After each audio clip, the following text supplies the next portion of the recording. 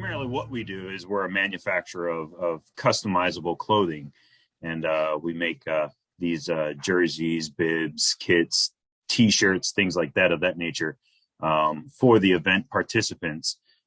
So their message can be front and center or on the back for everyone to kind of see and read and get to know their stories. The early days of 24 Hours of Booty, there was a friend of the family locally, and his name is Patrick. And unfortunately, he had eventually passed away from his fight with cancer. And then his mom, in more recent years, passed away. Her name is Sharon. And so on the back of their jersey, or the jerseys that we use for our team, there has always been writing for Patrick, and now more recently, writing for Patrick and Sharon, his mom. And so that's a close family connection to how we're connected. So it's not just something where we discovered it because it's a local event and supporting groups that participate in it and raise funds, but it's also been something that, unfortunately, as many people have experienced, the fight for fighting cancer, either you're fighting it, someone, and unfortunately, in some cases, someone has passed away from it.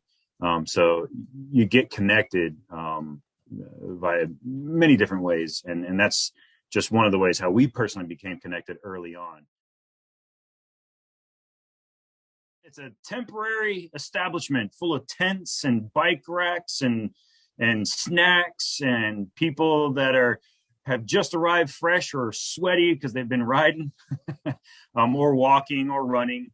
It's an interesting mishmash. There's usually entertainment for, family. If you have kids that aren't necessarily participating, but they want to hang out, they many times will have things to entertain the family. There's nutrition, there's food where you can go grab a bite to eat. They've truly thought of everything that you could possibly need to keep you going for 24 hours or just to kind of give you some entertainment and companionship with other people there when you take a break.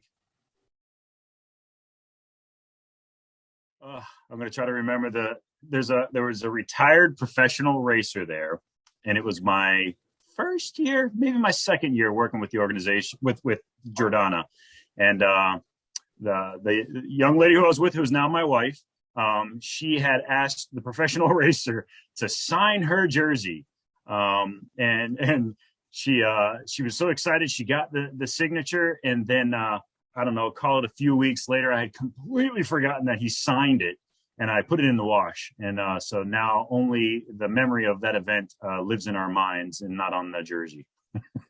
That was one of my early fails at trying to impress her.